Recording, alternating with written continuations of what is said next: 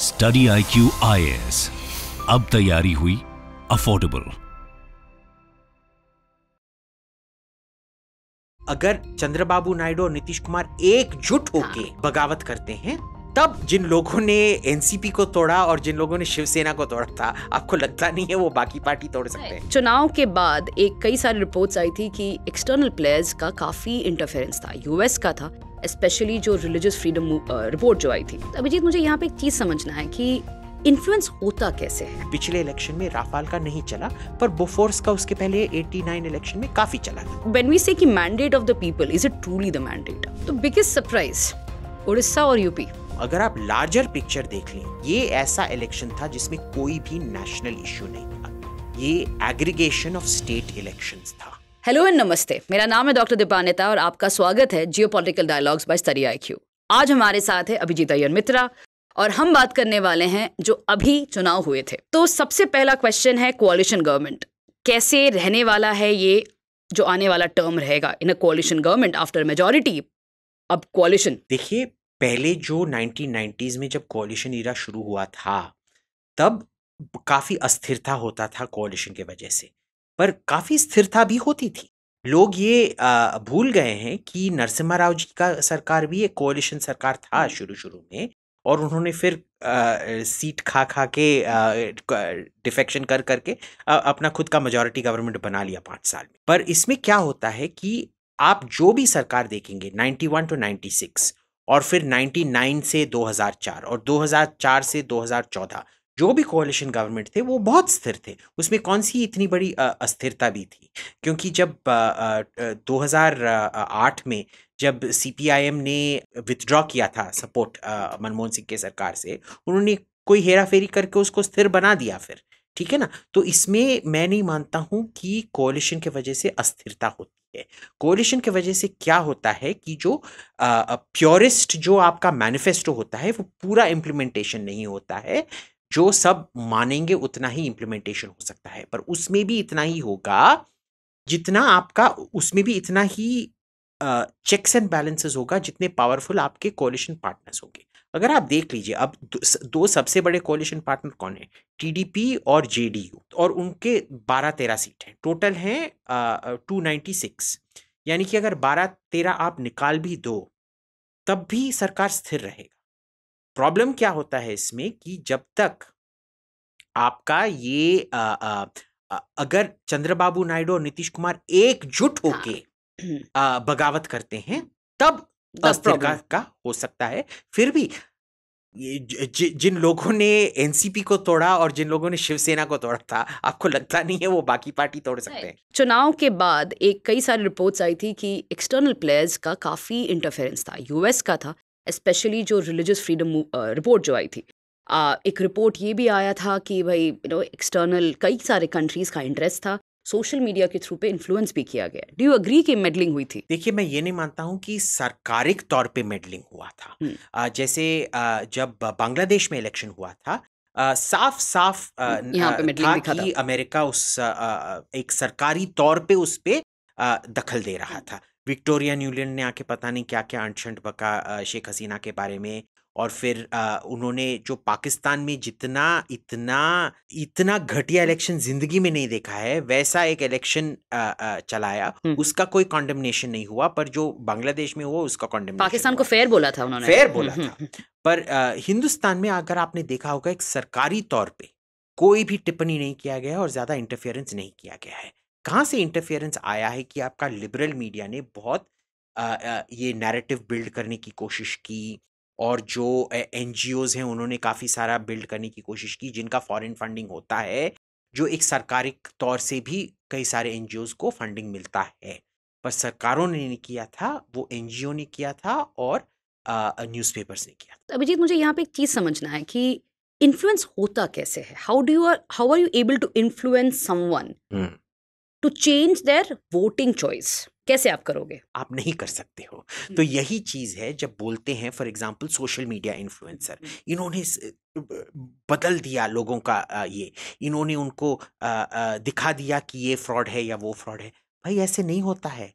आप उन्हीं social media influencers को फॉलो करते हो, आपका दिमाग ऑलरेडी मेड अप है। Social media is for self validation.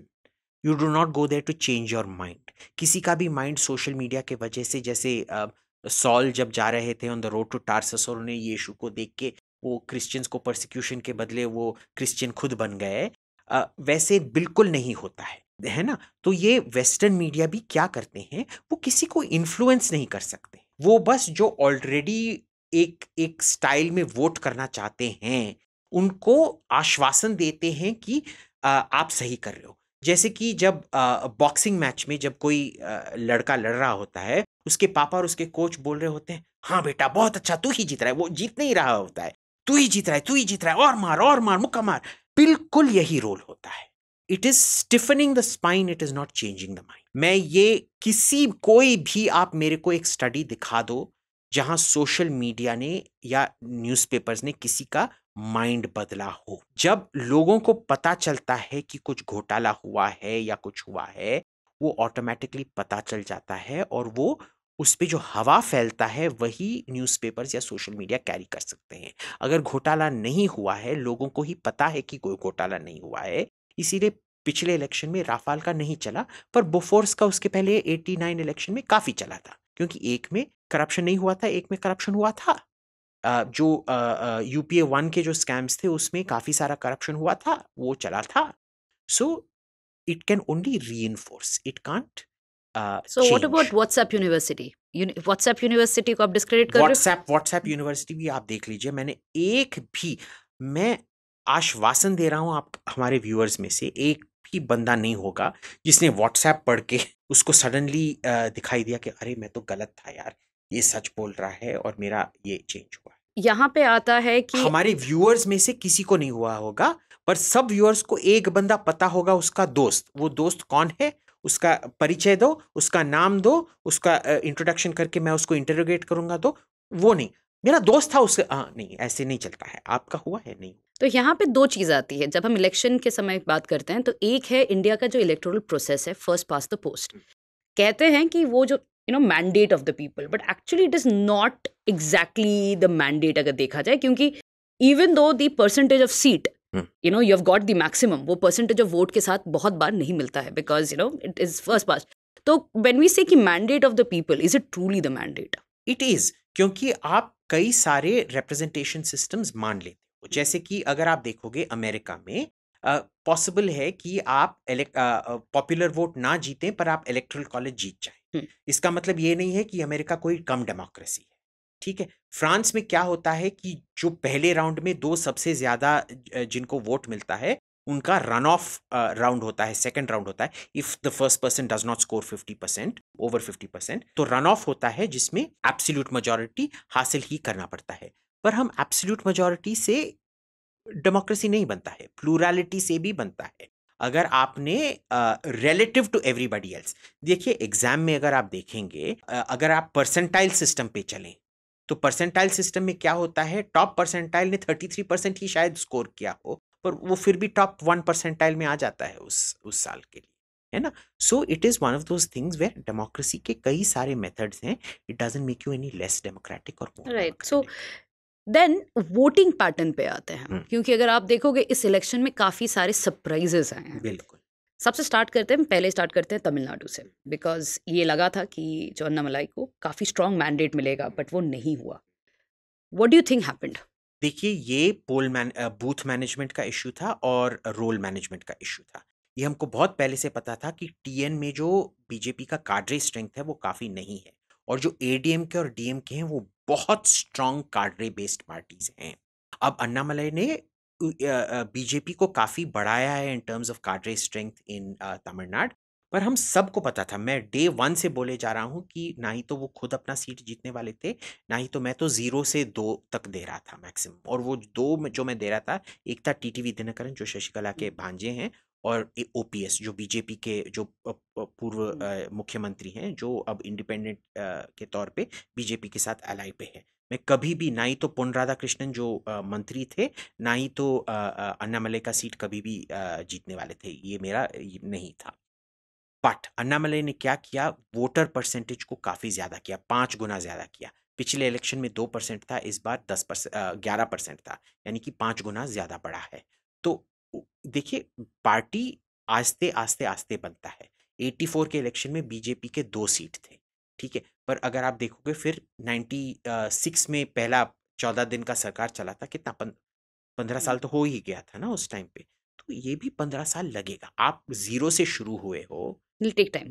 2% और 2 सीट लगभग सेम, ठीक है, सो गिव इट 10-15 ईयर्स। तो बिगेस्ट सरप्राइज उड़ीसा और यूपी, यूपी, उड़ीसा में हम सबको पता था कि ये होने वाला है। Really, because if you take a look at Naveen Patnaik term, hmm, इतने साल से जो सीएम है, एंड देखा जाए तो Orissa is seen as a symbol of development yes, from the roads to the entire sectors.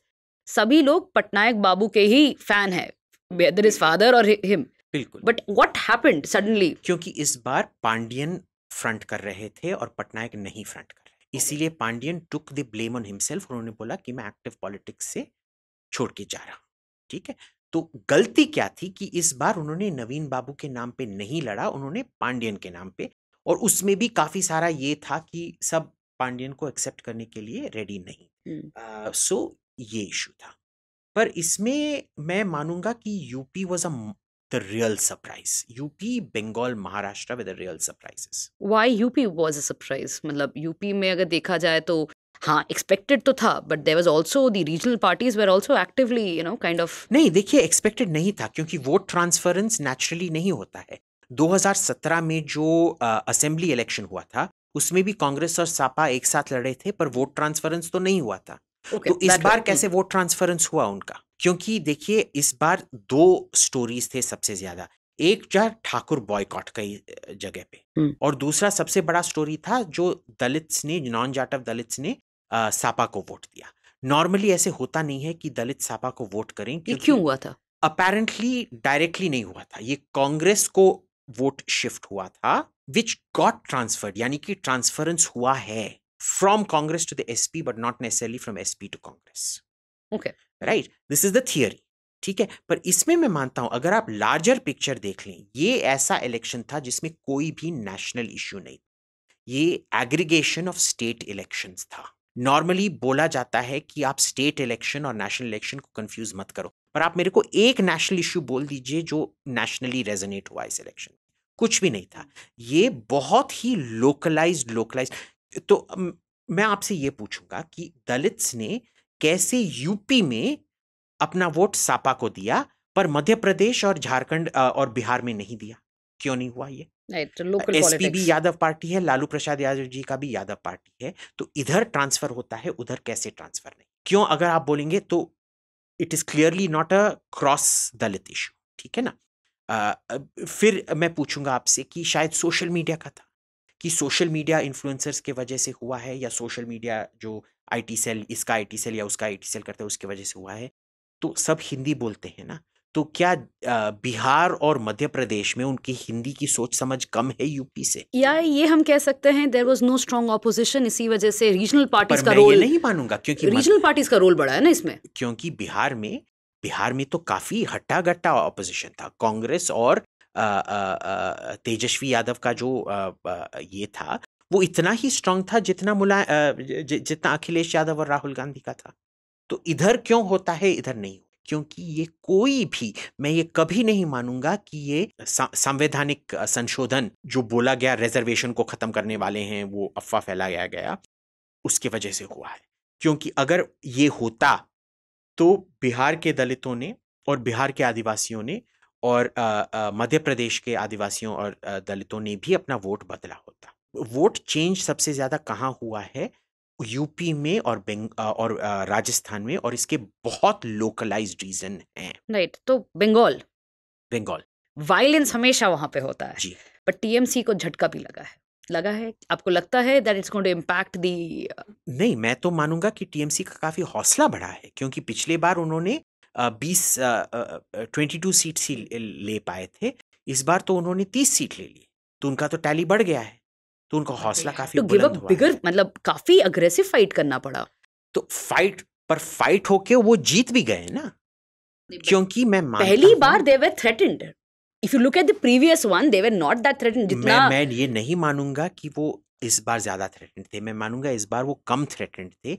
ये अफवाह फैलाया गया कि, और मैं भी उस अफवाह के लिए I fell for it, even though my mind was telling me कि it is not the case. पिछली बार जब मैंने असेंबली इलेक्शन देखा था, मेरे को साफ साफ पता था कि Mamata Banerjee is coming back with a 2/3 majority। In fact her victory will be bigger than the previous time, क्योंकि वो ग्राउंड में जो ये था वो मैंने देखा। ये असेंबली इलेक्शन था, ठीक है। Assembly, like I said, is not state.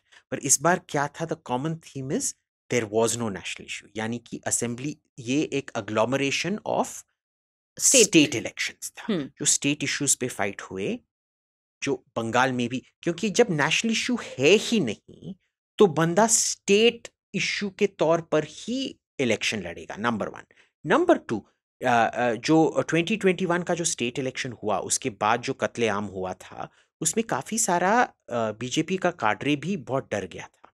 और इस बार इसी बंगाल एक ही स्टेट था जिसमें हर सातों स्टेज में कोई ना कोई इलेक्शन हुआ, है ना, क्योंकि सीआरपीएफ सेंट्रल फोर्सेस का इतना भारी तादाद था उधर, डिप्लॉयमेंट था उधर। उसके बावजूद Mamata won more seats this time, right. So clearly it was a state thing. It was, जब नेशनल इशू होता नहीं है तो ये नेशनल इलेक्शन हो ही नहीं सकता है। And this is the genius of this particular election. लोग बोलेंगे ये सोशल मीडिया इन्फ्लुएंसर्स के वजह से हुआ, लोग बोलेंगे ये हम रिजर्वेशन को ख़त्म करेंगे इस अफवाह के वजह से, हुआ ने जो वायलेंस किया था 2021 उसके डर से हुआ।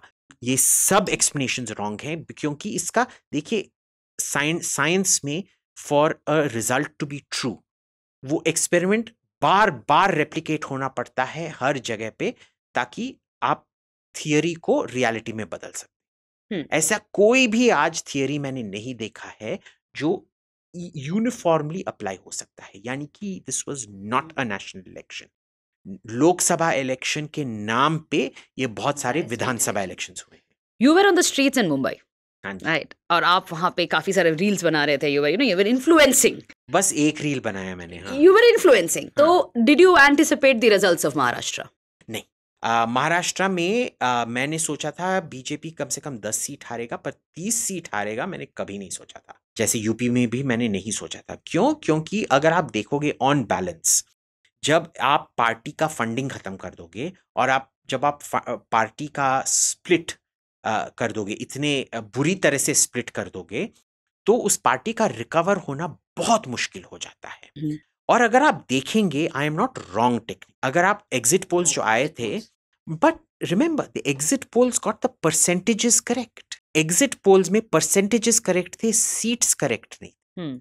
इसमें भी अगर आप देखेंगे, शिवसेना जो शिंदे शिवसेना है, उन्होंने 15 सीट कंटेस्ट किया और उसमें से क्या 6-7 सीटें जीती। यूबीटी शिवसेना ने 21 सीट कंटेस्ट किया और उसमें से 11-12 सीटें जीती। जो स्ट्राइक रेट था, जो voter, Shinde got more votes than UBT. Shinde Sena had higher strike rate than UBT Sena, cumulatively कम सीट। एंड ये होता है, अगर आप देख लें, अगर आप टोटल मार्जिन भी देख लें, this is first past the post, this is the, so I don't know क्यों Congress would complain about first past the post, क्योंकि उनके इट इज फॉर देम। अगर आप देखेंगे, and you know this is a very important historical parallel, अगर आप देखेंगे जो 1999 इलेक्शन हुआ था, उसमें बीजेपी को 80 मिलियन वोट्स मिले थे, यानी कि 8 करोड़, और कांग्रेस को 10 करोड़ वोट मिले थे, पर फिर भी बीजेपी ने ही गवर्नमेंट फॉर्म किया था। अगर आप 2004 का इलेक्शन देखोगे, एक्चुअल में वही वोटर मार्जिन था। इनफैक्ट कांग्रेस का वोट 1.7% गिरा था और बीजेपी का वोट बस 1.5% गिरा था। उसके बावजूद फर्स्ट पास्ट द पोस्ट पे, सो परसेंटेजेस पे हम काफी एक्यूरेट हो सकते हैं, सीट्स पर हम एक्यूरेट नहीं होंगे। इस बार अगर आप देखेंगे, BJP got 7 million more votes than it got the last time, यानी कि 230 से 219 से इस बार 236 हुआ है, 236 मिलियन, यानी कि 23.6 करोड़ वोट्स मिला है। और कांग्रेस को 119 से 137 यानी कि 13.7 करोड़ वोट मिला है। इंसिडेंटली ये कांग्रेस का सबसे ज्यादा वोट है हिस्टोरिकली, पता है 1984, इसके पहले 1984 इलेक्शन में ही उनको 112 करोड़ वोट मिले थे। 12 करोड़ उन्होंने कभी भी क्रॉस नहीं किया है। इस इलेक्शन पहला इलेक्शन था जब उन्होंने 12 करोड़ क्रॉस करके 13.7 करोड़ पहुंचे। फिर उसके बावजूद अभी भी उनका टैली तीसरा सबसे लोएस्ट टैली है। उनका सबसे लोएस्ट टैली 2014 में था जब 44 सीट्स थे, फिर 2019 में था जब 52 सीट्स थे, और अब जो उनके 99 सीट्स हैं. So even gathering the highest number of votes the Congress ever has, they've got the least they've number. only got 99, third lowest. So again, you have been saying it's all been state assembly election की तरह pattern आ रहा है. क्यों national topic नहीं आया? Because if you take a look at it, Manipur is burning. उसको नहीं बनाया गया. Electoral bonds, उसको नहीं बनाया गया. There was other issues that were happening around the time, but क्यों national topic नहीं बना, और why haven't voters at least taken up to this कि भाई इस पे भी तो हम बात कर सकते हैं? Why did it get so localized? तो लोकलाइज्ड इतना हुआ क्योंकि देखिए इलेक्ट्रल बॉन्ड्स इतना कॉम्प्लेक्स इशू है, लोगों को समझ में नहीं लोगों को समझ में नहीं आता है. ठीक है ना. जैसे राफाल, पॉपुलेशन में इंट्रिंसिक इंटेलिजेंस होता है, इसीलिए जब लोग वोटरों को पे ब्लेम डालते हैं ना, I don't like it. I think it's a very immature thing to do. ये भाई कस्टमर जानता है कस्टमर को क्या चाहिए. ठीक है ना. आप ये नहीं, अगर आपका बिजनेस फ्लॉप हुआ उसका मतलब आपका प्रोडक्ट मिसमैच था ना. तो never blame the voter, number 1. Number 2, इधर क्या हुआ कि electoral bonds nobody understood it. Second ये भी था, इसमें घोटाला नहीं था. It was trying to white a system that had always been black, but transparency नहीं था. Whiting the black without transparency. So transparency का इशू था, and this people have an innate intelligence, they can tell. ठीक है. तो ये national issue नहीं बन पाया. मणिपुर देखिए, आपको मैं अभी भी दावा करता हूं, अभी हम इस इंटरव्यू के बाद हम नीचे जाके 10 लोगों को इंटरव्यू करेंगे, उनको इंडिया का मैप दिखाएंगे और बोलेंगे भाई मणिपुर कहाँ है दिखा दे. They will not be able to tell you. वो कितना लोकसभा में सीट है? 1 सीट है ना मणिपुर का. How do you expect people to remember that? ये अगर शायद अगर महाराष्ट्र या ओडिशा में भी अगर दंगा फसाद होता, वो भी इतना नेशनल इम्पैक्ट नहीं करता, क्योंकि दंगे जो होते हैं बहुत लोकलाइज्ड इम्पैक्ट के होते हैं. ऐसे मैंने अभी तक जो मुंबई राइट्स हुए थे, जो गुजरात राइट्स हुए थे, जो इतने दिल्ली में जो राइट्स हुए थे, इसका कभी भी आपने इलेक्ट्रल इम्पैक्ट देखा है? मैंने तो कभी नहीं देखा है अभी राइट्स का कभी इम्पैक्ट. तो नेशनल इशू कुछ था ही नहीं. देखिए पिछले इलेक्शन में क्या था, जो सर्विस डिलीवरी हुआ था, उज्ज्वला स्कीम, यानी कि इलेक्ट्रिसिटी, आयुष्मान भारत, सो हेल्थ इंश्योरेंस, टॉयलेट्स, ये सब, इन सब का इम्पैक्ट पड़ा था. इस बार कोई नया स्कीम था? कुछ भी नहीं था. तो अगर आप ऑपोजिशन के व्यू से देखें, उनके पास कुछ नहीं था जो वो नेशनल इशू बना सके. और अगर आपने बीजेपी को देखा, उनका भी कोई नेशनल इशू नहीं था, क्योंकि उन्होंने राम मंदिर के बारे में तो बात नहीं किया था. और जो बाकी स्कीम्स थे वो सब कैरी ऑन स्कीम्स थे फ्रॉम 29. मैक्सिमम वो क्या बात कर सकते हैं? वंदे भारत. भाई हिंदुस्तान में कितने लोग वंदे भारत का टिकट अफोर्ड कर सकते हैं? वो तो टिकट नहीं अफोर्ड कर सकते. तो क्या आपके मे बी डिफेंस कॉलोनी में आपने 10 वोट बदले होंगे वंदे भारत बोलते हुए, बस. तो अभी कुछ ही महीनों में you have the state assembly elections coming in, जैसे हरियाणा में है. You think it's going to be a repeat of what happened in? Absolutely. ये इलेक्शन मैं बोल रहा हूं कि क्योंकि ये election was an agglomeration of state elections. जो स्टेट इलेक्शन होने वाले हैं हरियाणा में और महाराष्ट्र में, Maharashtra is the big one, it will reflect exactly the way. और अगर नहीं होता, ये हमारा टेस्टिंग होगा. इफ हरियाणा एंड महाराष्ट्र, जो मैंने अभी तक बोला है, ये मेरा वर्किंग हाइपोथेसिस है, क्योंकि अब तक जो आपने टीवी पे सुना है ये उनका हाइपोथेसिस है, जो मैंने दिखाया, क्योंकि ये कंसिस्टेंट नहीं है, ये सच नहीं हो सकता. मेरा हाइपोथेसिस है कि ये एग्लोमरेशन ऑफ स्टेट इलेक्शन था. अगर नहीं होता है और Haryana and Maharashtra do not vote the way they voted in the Lok Sabha, then you will know कि मेरा हाइपोथेसिस भी गलत है. That means that we have to have you again after the elections. जी बिल्कुल. एब्सोल्युटली. चलिए इसी के साथ रैप अप करते हैं. Thank you so much for joining me today, and thank you to all for joining me in geopolitical dialogue. See you in the next one. Study IQ IAS, अब तैयारी हुई affordable.